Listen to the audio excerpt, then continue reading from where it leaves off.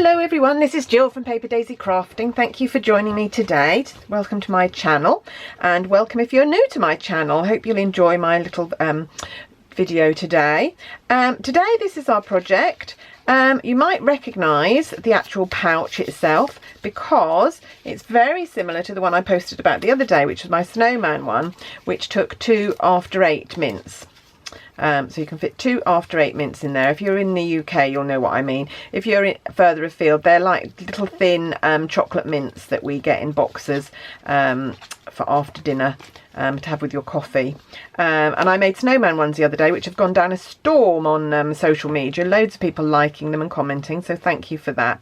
So today we're making very similar pouches. So I'm not actually going to show you how to make the pouch. If you go back to my previous video, you can see the instructions for making the pouch is exactly the same, but the decoration is different. I've obviously used different paper to do this, and actually I've decided to put something different in them to show you how actually versatile they are. So in this one you can see are 2 little chocolates, and in fact what they are Hershey's nuggets, which my good friend Jez Carpenter, who goes under the title of Nigeza Creates, brought back from America, her recent trip to America, and gave me a few so that I could use them in projects. So that's great. So I've just covered my nuggets in similar paper and popped them in there, and 2 of those fit perfectly into my little treat pouch. So I'm just going to show you how I made them, how I covered the Hershey's nuggets as well.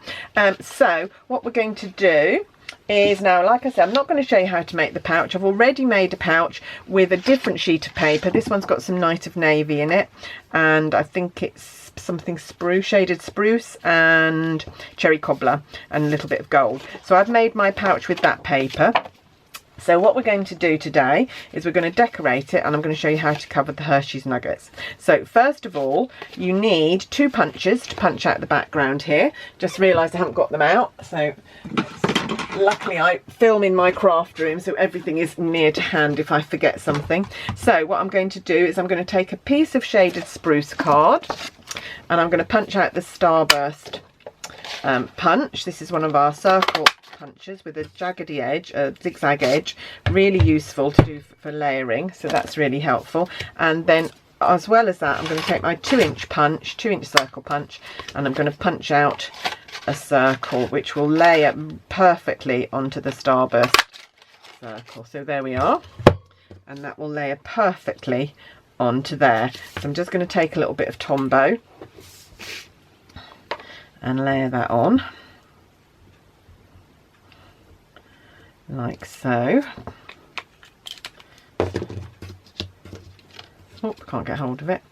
Just a little bit of Tombow, and you can see there's just a little border showing, so it fits perfectly. If you wanted a bigger border you could do a smaller circle, of course, but I think that's great. And I'm then going to use some dimensionals to fix this to my thing. Actually, I might do the Christmas tree first before I do that. Now, because I've got blue in my paper, this one I did a green tree, a shaded spruce. This one I did a cherry cobbler.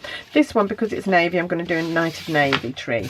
So there's my piece of cardstock, just a scrap piece of card. You don't need a huge piece. Coming in with my embossing buddy. Just go over there. That will stop any spare flecks of embossing powder sticking where there might be a sticky fingerprint or whatever. You won't be aware of it, but you do get lots of bits on your cardstock, so the embossing buddy will just make that really clean.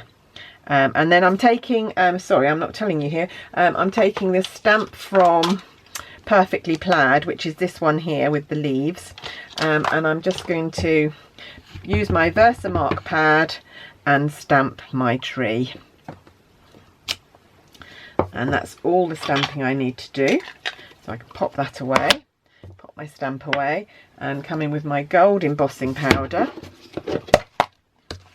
here and just cover my tree.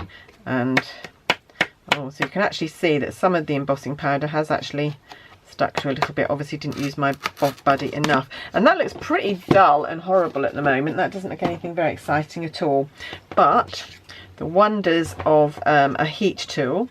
You can either do from above or you can do from below. I've seen a lot of people do it from below. I might try it from below today. Let it heat up a little bit first, because otherwise the blowing of it can blow some of the embossing powder off. So if I do it this way, you'll actually be able to see, I hope, when it turns a colour.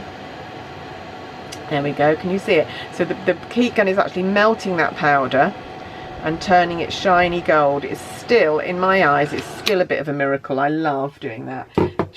And people who haven't seen it ever before are just transported by that, just amazed. Right, okay, and then we're coming in with our pine tree punch, and we're going to pop out our tree.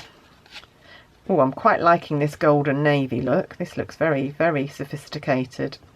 There we go.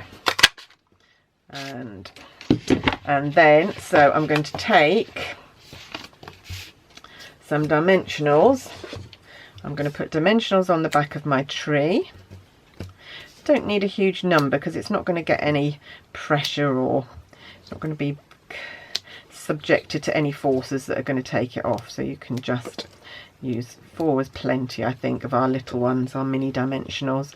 Don't forget you can get our dimensionals in large and mini, and also in black. So if you're doing projects with black, they're fab because they absolutely won't show. Right, so I've got a green background and a blue tree to go on there, which is going to go on my pouch like that. So again, and again you might need a few more here just to make sure it's stuck down really well, because you're going to be putting quite bulky things into the or possibly putting bulky things into the pouch, so you want to make sure it's really well stuck down. These the dimensionals have really good adhesion though, so if you stick something with a dimensional, it's very rarely it will come unstuck. It's very good. I don't know what the glue is that they use, but it's very, very good. There we go. So there's our decoration for the front of our pouch. Like I say, you can find the directions to how to fold the pouch, very easy, on my previous video. And then all I need to do is I need 2 Hershey nuggets to go in there. So I'm just going to take a piece of the same paper as I used, and all we need to do, oh, I've lost my trimmer now, there it is, my lovely, lovely new trimmer. Did you know these are available to customers now? If you felt you'd like one, you could purchase one now. And my piece of paper to go around my Hershey nugget is 7.5 that way by 2 1/8. I'm just looking for my book because I wrote it down somewhere. 2.8 centimeters, that's right. So I'm measuring it up at the top here, lining it up. Really easy to line this up and really easy to keep it straight because you've got somewhere to butt it up against. So that's all I need for one. Of course, if you're doing 2, you'd need 2, but I've only actually covered 1. So I've got 1 that's covered. And then all I'm going to do is take my piece of paper, wrap it round like that. So I've got some of the bends in there already. And then all I'm going to do is put a little bit of tear and tape on one of the ends,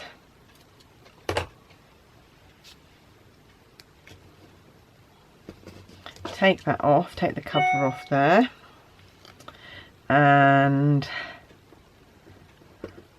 oh, will it come off? There we go. And then just take your Hershey nugget.